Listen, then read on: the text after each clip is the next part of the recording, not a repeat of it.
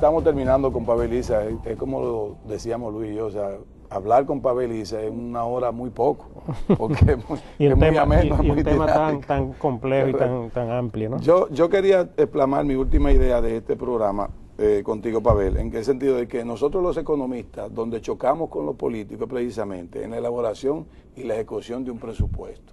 ¿Por qué? Porque nosotros como economistas hacemos un presupuesto, haríamos un presupuesto claro, objetivo, integral, donde los gastos sean transparentes, donde los ingresos sean dichos, mira, así es que lo vamos a hacer. Pero los políticos dicen, espérese, yo también tengo que pensar en mi futuro, si quiero seguir en el poder.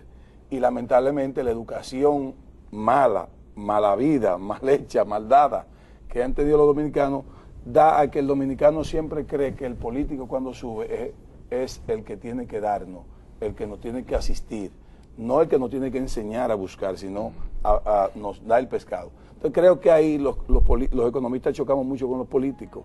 Y bueno, no sé quién se ha adaptado más, si nosotros a los políticos o los políticos diciéndonos nosotros, tiene que entender que una cosa es economía, otra cosa es política. Ahí hay una tradición, el clientelismo tiene una tradición muy larga en la República Dominicana.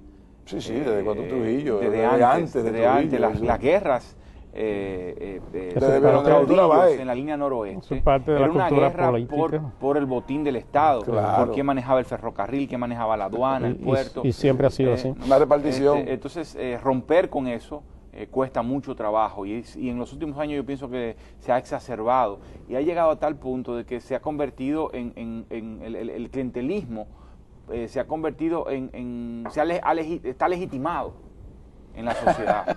Claro, la sociedad eso yo tengo evidencia popularmente legitimado. Lo que pasa es que el trabajo político y el accionar político ha degenerado demasiado. Y entonces la gente ya no ve la política como una forma de servir al Estado, o de a la transformar nación, lo colectivo, sino de servir a lo individual. Lo ve en términos personales.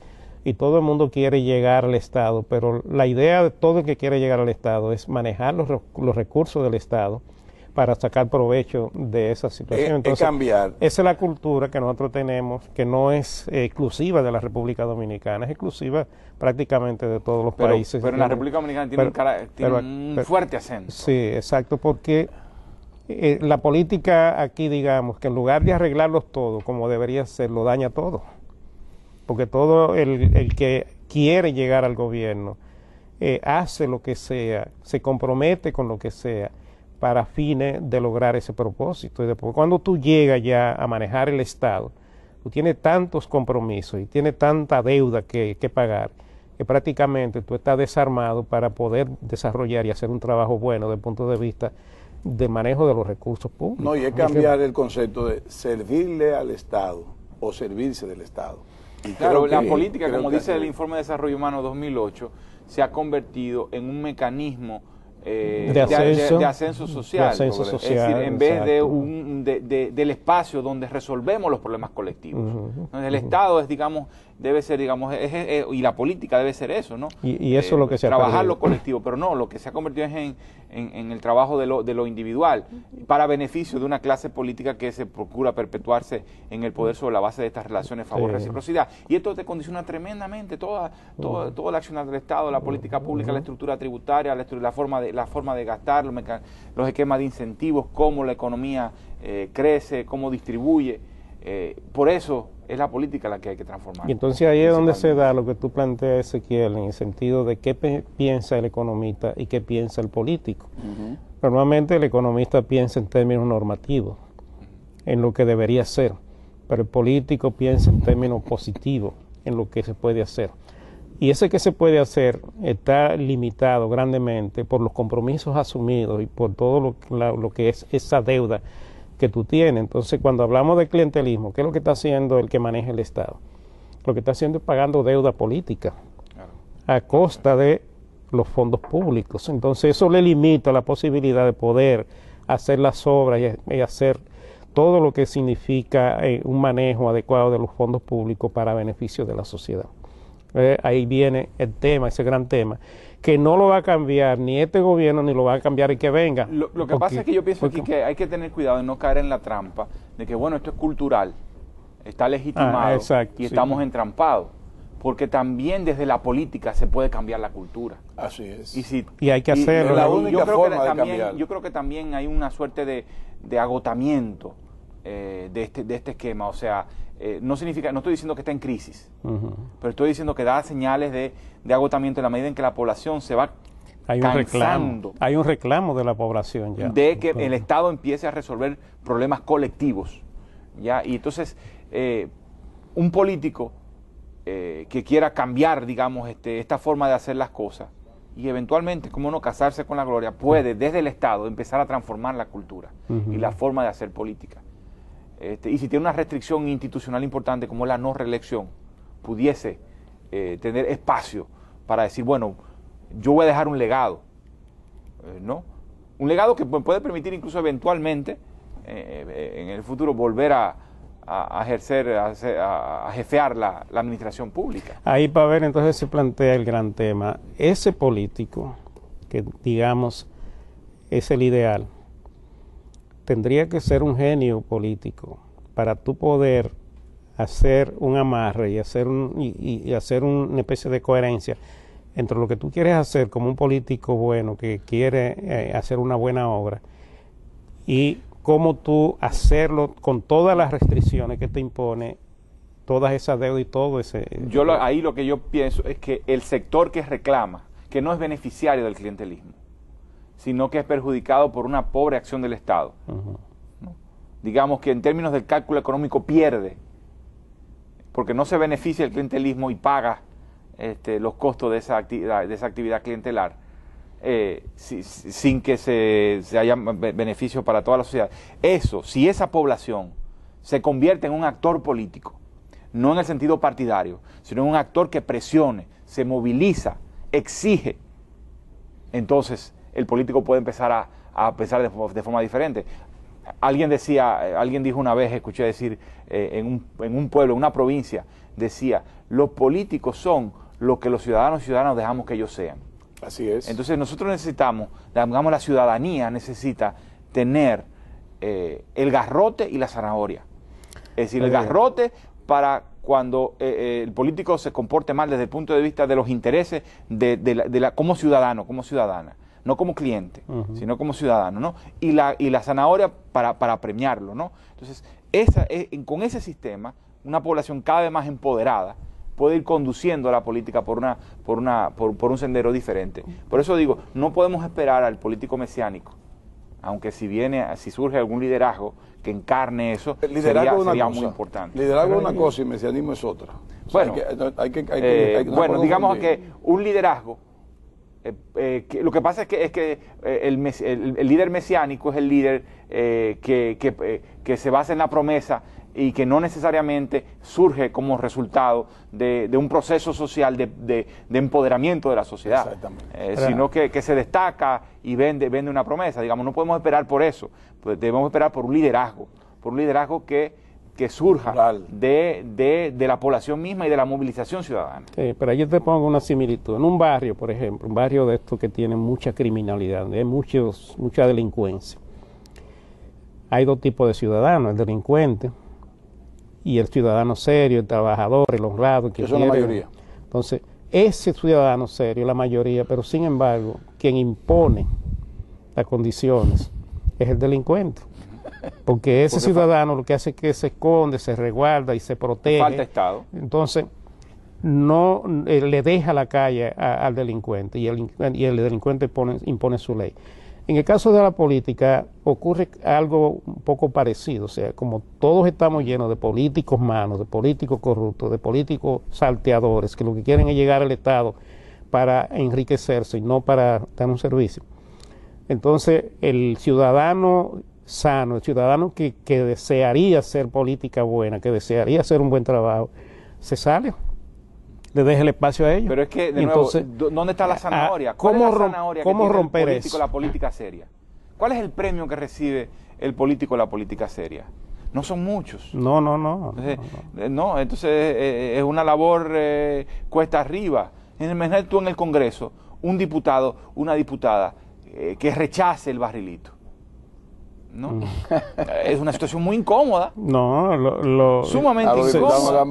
Se le complica la vida. Tienen un fondo pequeño, más chiquito. Un fondo más pequeño de 50,000 pesos. Por lo menos eso era hasta hace no mucho tiempo. El que protesta contra eso. Pero además tienen lo de las madres. Tienen lo de los reyes, lo que viene de la lotería, lo que viene de allí, el bono escolar, exactamente. Entonces, ¿cuál es la zanahoria que tiene la ciudadanía para premiar a estos políticos que rechazan el barrilito y que se enfrentan incluso a un entorno que les es hostil a una agenda ciudadana? Quédate ahí en el escenario del Congreso. ¿Qué le pasaría a un diputado o a un senador que se rebele contra eso?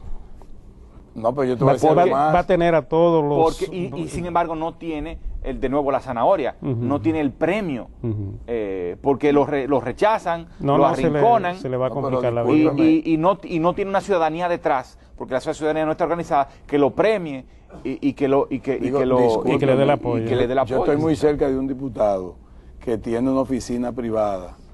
Y lamentablemente, Luis, mira, no le alcanza el dinero para la ayuda que hace. Por eso, bueno, es que hay un populismo del carajo ahí, o sea, él no se queda con un centavo de lo poquito que le dan y tiene que sacar de su sueldo para seguir dando. El problema es que eso reproduce una cultura que es perniciosa y que compromete la efectividad del lamentablemente, Estado. Lamentablemente. Entonces, bueno, ¿cuál se comprometió demasiado con ese voto? ¿Cuál es la zanahoria?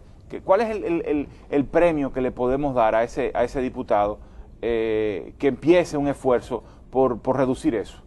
No, pero más no que eso, ganar. más que eso, ¿cuál es el papel? En la cual, digamos, pero hay una realidad social que hay que irla gradualmente, hay que atomizar esa situación, no se puede de la noche a la mañana resolver. Bueno, ese diputado... Hay algunos ejemplos interesantes, el 4% es una lucha que fue importante, si podemos reproducir otros 4% en otras áreas, el tema ambiental encendió también a la población.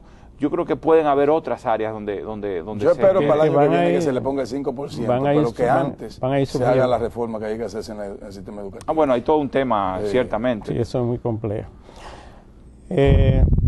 Yo quisiera, Pavel, hacerte una pregunta, no sé si el tiempo nos va a dar esta pregunta, sobre la necesidad de un pacto para una reforma fiscal integral.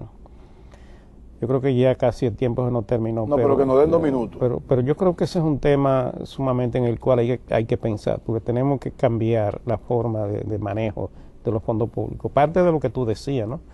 Y yo creo que esa reforma tiene que ir por el lado del gasto y por el lado de los ingresos, y pensando también en el interés del desarrollo nacional. Sí, tiene que darse algún tipo de pacto. Lo que pasa es que los sectores que serían los más interesados en que el gasto público sea más efectivo y que la estructura tributaria sea más progresiva, son los sectores que tienen menos poder. Entonces, ¿el pacto entre quiénes?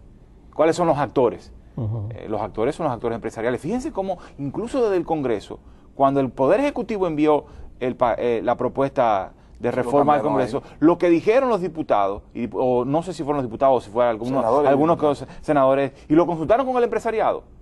Yo me pregunto, ¿y no lo consultaron con el movimiento social o con actores no empresariales?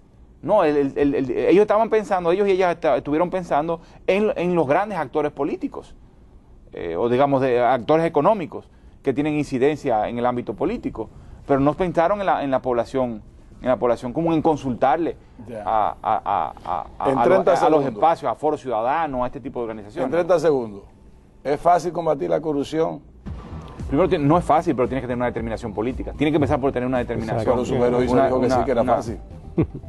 No me parece que sea fácil. Técnicamente es complejo, pero lo primero que hay que hacer es tener la determinación política y tener un movimiento social detrás que te apoye en ese esfuerzo. Yo quiero, ya se nos terminó el programa, pero yo quiero dejar en la idea de los amigos televidentes algo que yo creo que es preocupante. Aquí se está dando una situación de que se están creando monopolios a través de las organizaciones empresariales que están en contra de lo que son las leyes de mercado, que tanto se defienden cuando tú eres un empresario. Hay, por ejemplo, los otros días se estaba hablando de un tema de una disposición de la Superintendencia de Banco estableciendo precios para los seguros. Ahora las clínicas están haciendo una estructura para imponer condiciones de mercado están, donde quiera que hay una agrupación, lo que están haciendo es pujando ahora contra el Estado para defender posiciones grupales de grupos empresariales y atacando lo que es el mercado mismo, la población y este tipo de cosas. Y yo creo que esto es preocupante porque ahora mismo hay un pronunciamiento de los colegios que prácticamente están retando a la autoridad del sector para imponer lo que son sus reglas en cuanto a los precios, una serie de cosas.